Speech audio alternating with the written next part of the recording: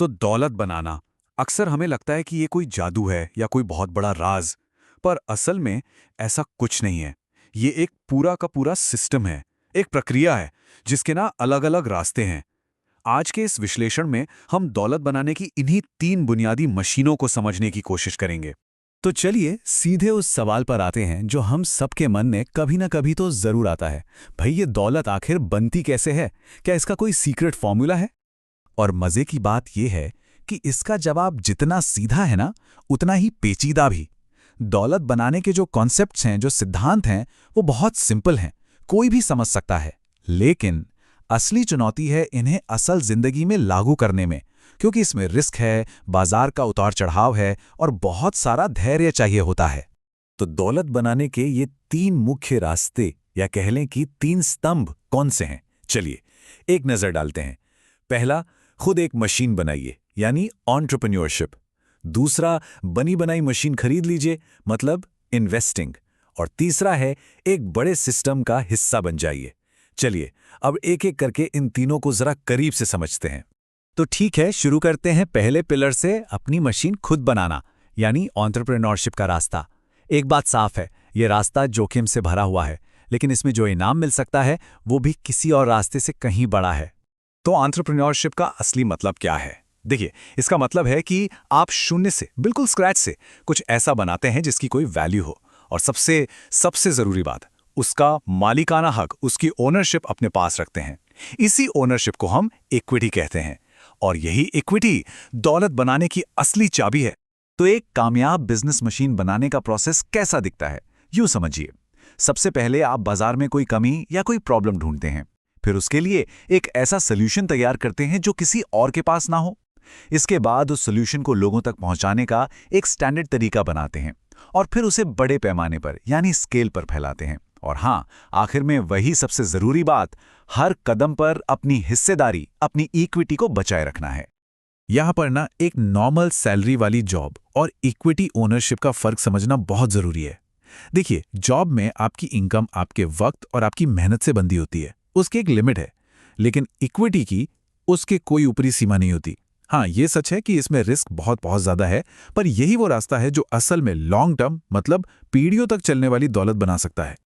चलिए अब बात करते हैं दूसरे स्तंभ की, मशीन खरीदना, मतलब इन्वेस्टिंग का रास्ता।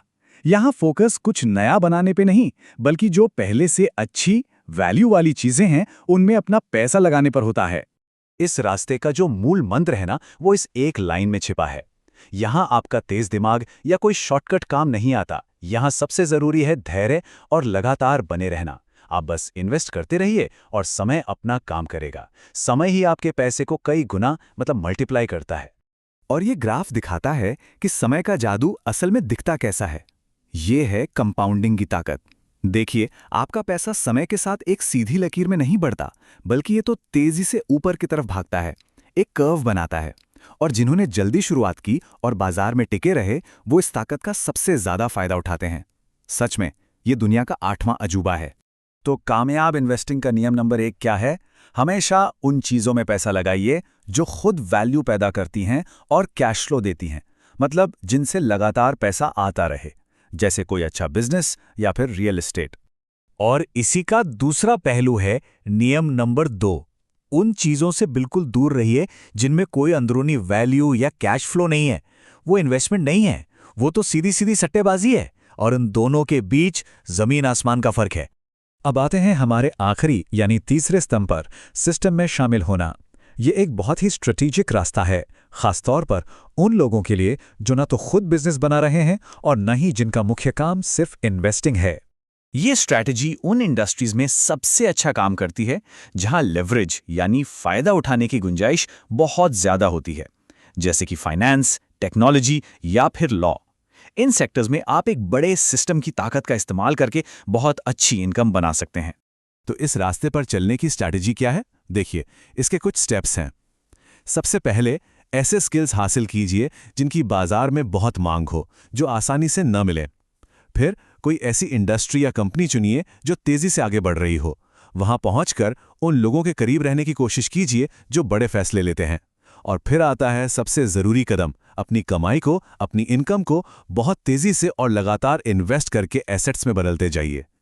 तो हमने अब तीनों रास्तों को समझ लिया है, मशीन बनाना, मशीन खरीदना और सिस्टम का हिस्सा बनना।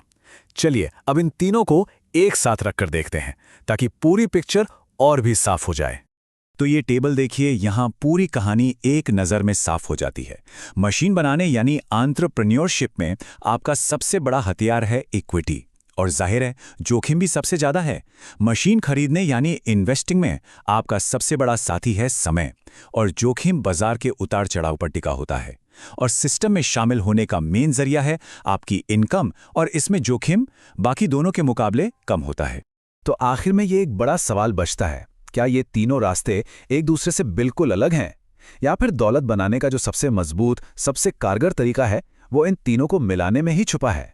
मतलब अपनी जिंदगी में सही समय पर सही तरीके से इन तीनों रास्तों को एक साथ लेकर चलना, इस पर सोचिएगा जरूर।